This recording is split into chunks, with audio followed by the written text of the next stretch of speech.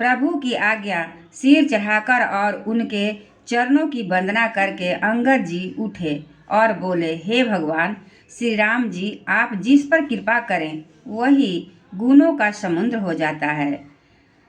स्वयं सिद्ध सब काज नाथ मोहिया दर दयऊ, अस विचार जुवराज तन पुलकित हरषित हियऊ। स्वामी के सब कार्य अपने आप सिद्ध है, यह तो प्रभु मुझको आदर दिया है जो मुझ अपने कार्य पर भेज रहे हैं। ऐसा विचार कर युवराज अंगद का हृदय हर्षित और शरीर पुलकित हो गया। बंदी चरण उर धरि प्रभुताई, अंगद चले उसवहि सिर नाई। प्रभु प्रताप उर सहजय संकारन, बाकुरा बाली सुत बंका। चरणों की वंदना करके और भगवान की प्रभुता हृदय में धरकर अंगद सबको सिर नवाकर चले। प्रभु के प्रताप को हृदय में धारण किए और हुए वरन बाकुड़े वीर बाली पुत्र स्वाभाविक ही निर्भय हैं। पूर पैठत रावण कर बेटा, खेलत रहा सो होई गए भेटा।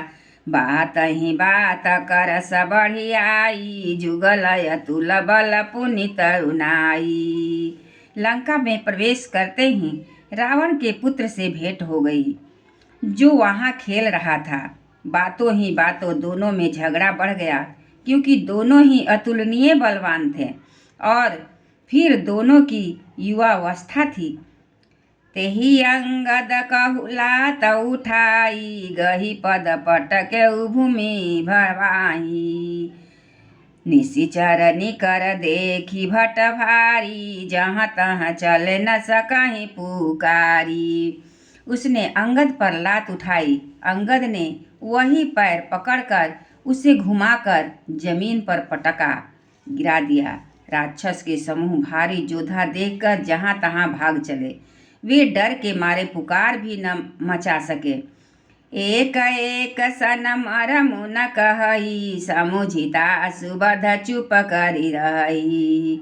भयउ कोलाहल नगर मझारी, आबा कपिलंका जेहि जारी। एक दूसरे को मर्म नहीं बतलाते। उस रावण के पुत्र का वध समझकर सब चुपचाप मार कर रह गए जाते हैं। रावण पुत्र की मृत्यु जानकर और राक्षसों को भय के मारे भागते देखकर नगर भर में कोलाहल मच गया कि जिसने लंका जलाई थी वही बानर फिर आ गया है। अबधौ कहा करही कर तारा, अति सवित सब करही विचारा। बिनु पूछे मगु देहि दिखाई, जेहि बिलो की सोई जाई सुखारी। सब अत्यंत भयभीत होकर विचार करने लगे कि विधाता अब न जाने क्या करेगा।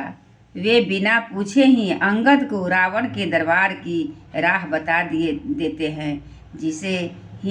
जिसे ही वे देखते हैं वही डर के मारे सूख जाता है। गयउ सभा दरबार तव, सुमति राम पद कंज। सिंह ठवनी इत उत चितव, धीर वीर बल पुंज। सियावर रामचंद्र की जय।